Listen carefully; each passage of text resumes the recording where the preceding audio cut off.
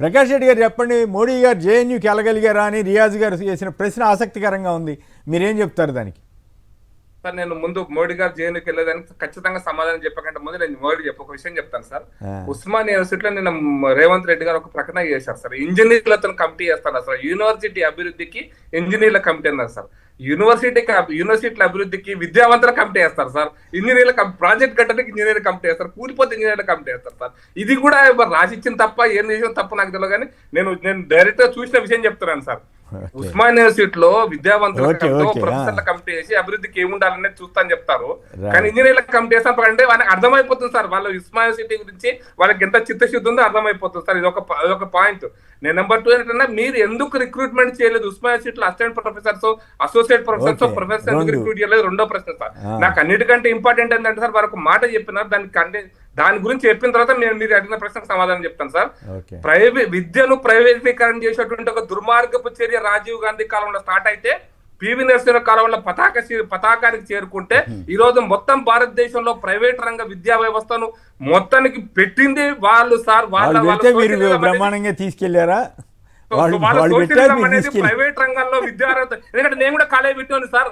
రాజీవ్ గాంధీ కాలంలో మొదటి private college Hyderabad లో, తెలంగాణ గడ్డ మీద మొదటి ప్రైవేట్ కాలేజ్ జీవోకి వచ్చిన నేనే సార్. అంటే ప్రైవేట్ కాలేజీలు రావటం వేరు, ప్రైవేట్ కాలేజీలు రావటం వేరు, ప్రైవేట్ యూనివర్సిటీలు ప్రైవేటు వాటన్ని చేయటం వేరు కదా. ప్రైవేట్ యూనివర్సిటీ సార్, విదేశీ యూనివర్సిటీల ఆహ్వానం పలికిన మన్మోహన్ సింగ్ అత్యద్భుత ఆర్థికవేత్త ప్రభుత్వం సార్. విదేశీ యూనివర్సిటీ మీరేం వద్దన్నారా? కాదుగా, మీరు అప్పుడే 11 ఏళ్లుగా ఉన్నారు, మీరు ఏం వద్దన్నారా? మీరు ఇస్తానే ఉన్నారు కదా, మీరు ఇస్తానే ఉన్నారు కదా. నేను చెప్తాను సార్. సార్ మొత్తం భారతదేశంలో ఈ రోజున ఐఐటీస్ కావచ్చు, ఐఐఎంస్ కావచ్చు, ఎయిమ్స్ కావచ్చు, అయితే ఉన్నత విద్యలో ఉన్నటువంటి, ఇప్పుడు హైదరాబాద్ ఐఐటి కూడా మీరు చూస్తున్నారు సార్. హైదరాబాద్ లో ఎయిమ్స్ కూడా చూస్తున్నారు, ఎన్ని ఐఐఎంస్ స్టార్ట్ అయినా చూస్తున్నారు.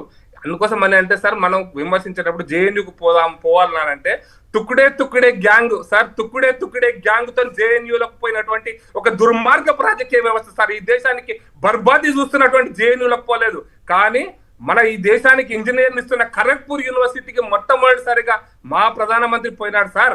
ఖరగ్పూర్ యూనివర్సిటీ కాదు, ఖరగ్పూర్ ఐఐటికి పోయినాడు సార్. అక్కడ కాన్వకేషన్ లో పాల్గొన్నాడు సార్. ఒక 10 కాన్వకేషన్ లో పాల్గొన్నాడు.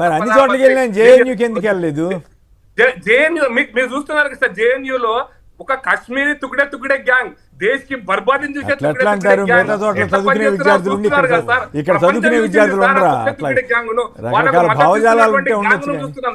వాళ్ళకి మద్దతు చూస్తున్న గ్యాంగ్ ఎక్కడ ఉందో చూస్తున్నాం సార్. ఎవరి నాయకత్వంలో తుకుడే గ్యాంగ్ ఉంది కదా. ఒక్క నిమిషం రియాజ్ గారిని అడుగుదాం. తుకుడే గ్యాంగ్ అంటున్నాడు ఆయన, చెప్పండి సమాధానం రియాజ్ గారు. ఒక్కటే మాట చెప్తా. గద్దర్ పేరు గుర్తు చేశారు, జార్జ్ రెడ్డి పేరు గుర్తు చేశారు. ఓకే, వాళ్ళు ఉస్మానియా యూనివర్సిటీ తిరిగి నడిగాడు అన్నారు. సరే, అదే ఉస్మానియా యూనివర్సిటీ గడ్డ మీద పాలమూరు బిడ్డ, నల్లమల బిడ్డ రేవంత్ రెడ్డి గారు నేను నల్లమల బిడ్డ అన్నాడు కదా. ఆ నల్లమల బిడ్డ చంద్రారెడ్డిని ఈ హాస్టల్లో పట్టపగలు చంపేస్తే గుర్తులేనటువంటి ఒక దుర్మార్గుడు సార్ రేవంత్ రెడ్డి. నల్లమల్ల బిడ్డలు చంద్రారెడ్డిని చంపితే గుర్తు సార్. ఊరి పక్కన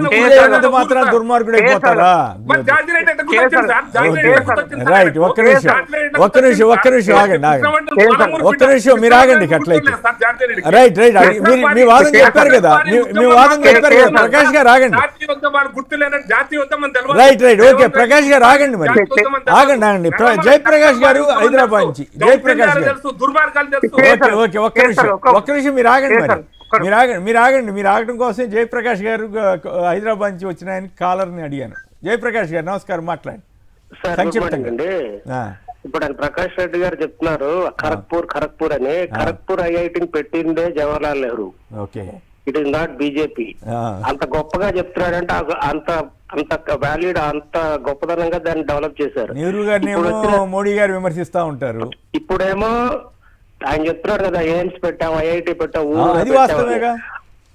అది వాస్తవమే. కానీ అది క్వాలిటీ ఢిల్లీలో ఉన్న ఎయిమ్స్ గానీ ఖరగ్పూర్ ఐఐటికి గానీ కాలు గోటికి కూడా పనికిరావండి. అవి కాలు గోటికి కూడా పనికిరావు క్వాలిటీ. ఎవరు ప్రిఫర్ చేయట్లా వాటికి. గతి లేక ఇంకా ఏదో ఐఐటి అని చెప్పి చేసుకోవడానికి వెళ్తున్నారు కానీ ఆ నెహ్రూ గారు పెట్టిన ఐఐటీలకి ఏది సాటి రాదు. ఓకే. ఆ క్వాలిటీ అక్కడ పొలిటికల్ ఇంటర్ఫరెన్స్ లేకుండా మెయింటైన్ చేయడం అనేది అప్పుడే జరిగింది. ఇప్పుడు ఎక్కడ జరుగుతుంది అది? అంతా పొలిటికల్ ఇంటర్ఫరెన్స్. మీరేం చదివారు? మీకు ఐఐటి ఐఎం వీటితో ఏమైనా సంబంధం ఉందా? ఊరికే స్టడీ చేయటం అనే? నాకు చాలా మంది ఫ్రెండ్స్ ఉన్నారు సార్. ఫ్రెండ్స్ ఉన్నారా? రైట్. ఎవరు? దేశంలో మొదటి ఐఐటి పెట్టింది అంబటి రామకృష్ణ యాదవ్ గారు ఏపీ కాంగ్రెస్ ప్రధాన కార్యదర్శి ఉన్నారు. రియాజ్ గారు దయచేసి ఒక నిమిషం వీరికి కూడా అనుమతి ఇవ్వండి. రామకృష్ణ గారు. సార్, ఇప్పుడు ప్రకాష్ రెడ్డి గారు అంత గట్టిగా ప్రైవేట్ యూనివర్సిటీస్ గురించి మాట్లాడుతూ ఉన్నారు కదా. ఎస్, డెఫినెట్ గా కాంగ్రెస్ పార్టీ ప్రైవేట్ యూనివర్సిటీస్ కూడా రావాలి, అన్ని రకాలుగా అభివృద్ధి చెందాలి అని తీసుకొచ్చిన మాట వాస్తవం. వచ్చిన తర్వాత స్టడీ చేసిన తర్వాత ప్రైవేట్ యూనివర్సిటీలో బీసీ ఎస్సీ ఎస్టీ పిల్లలకి అవకాశం దొరకట్లేదని చెప్పి ఆర్టికల్ 15(5) ని అమెండ్ చేసి ప్రైవేట్ విద్యా సంస్థల్లో కూడా బీసీ ఎస్సీ ఎస్టీ పిల్లలకి విద్యా అవకాశాలు కల్పించాలి అని చెప్పి రాజ్యాంగాన్ని అమెండ్మెంట్ చేస్తే కోర్టులకు వెళ్ళి దాన్ని ఆపుకుంటే చివరికి కోర్టు కూడా విద్యా ప్రమాణాలు పాటిస్తూ బీసీ ఎస్సీ ఎస్టీ పిల్లలకి ప్రైవేట్ యూనివర్సిటీల్లో కూడా రిజర్వేషన్ ఇవ్వండి అని కోర్టు తీర్పిస్తే 2013లో ఈనాటి వరకు మోడీ గవర్నమెంట్ దాన్ని అమలు చేసే ప్రయత్నం చేయలేదు సార్. బీసీ ముందు మీ గీతా యూనివర్సిటీ ఏంటి సార్? ముందు మీ గీతా యూనివర్సిటీ ఉంది కదా ఆంధ్రప్రదేశ్, అక్కడ ఏంటి మొదలు? మీ చంద్రబాబు నాయుడు దగ్గరనే కదా మీ రాష్ట్రంలో గీతా యూనివర్సిటీ. ఓకే, రియాజ్ గారు మాట్లాడండి. థ్యాంక్ యూ రామకృష్ణ గారు. రియాజ్ గారు మాట్లాడాలి. రియాజ్ గారు మాట్లాడండి ప్లీజ్, సమాధానం చెప్పండి ప్లీజ్ మాట్లాడండి.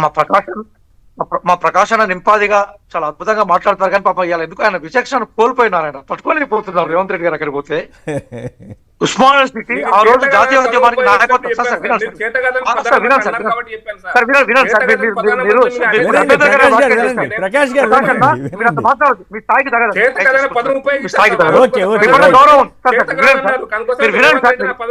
వినండి సార్.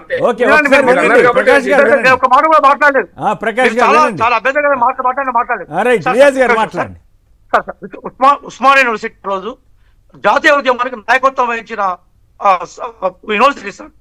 పివి నరసింహారావు గారు ఆ రోజు వందే మాత్రం నినాదం కోసం మన ఎంఏ త్యాగం చేస్తున్న నాగ్పూర్లో మీద చదువుకున్న చరిత్ర ఉస్మానియాకు ఉంది.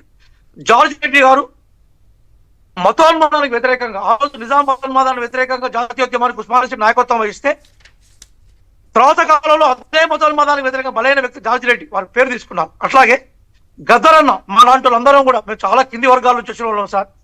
మార్జినల్ సెక్షన్స్ మేము చాలా మార్జినల్ సెక్షన్స్ నుంచి బయటకు వచ్చిన సెక్షన్స్ కి మాకు ఉత్తేజాలు ఇచ్చిన మా ధ్రువతార మాకు గద్దర్ గారు, వారి పేర్లకు తీసుకున్నారు.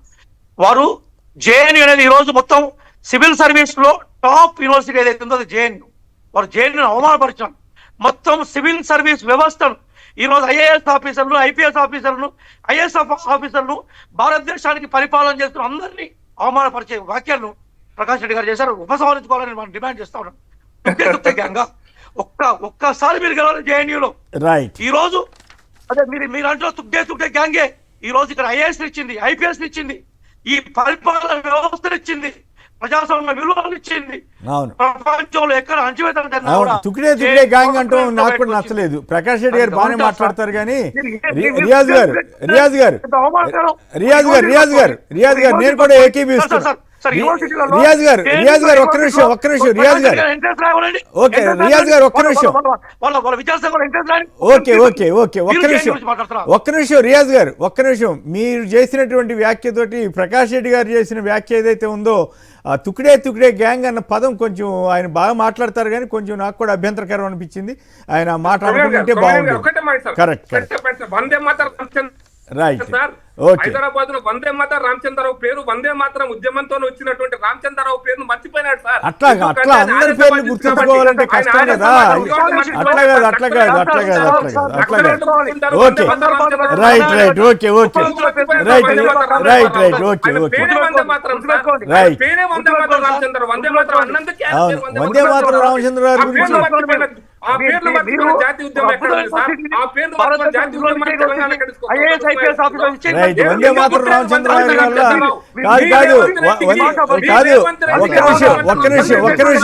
ఒక్క నిమిషం మీరు ఆగండి దయచేసి.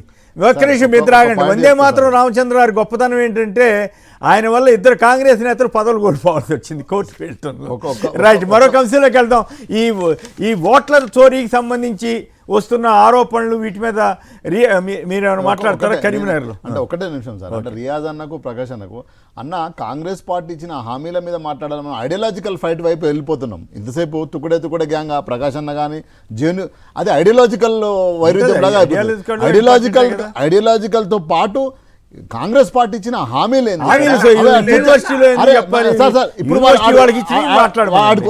విద్యార్థుల గురించి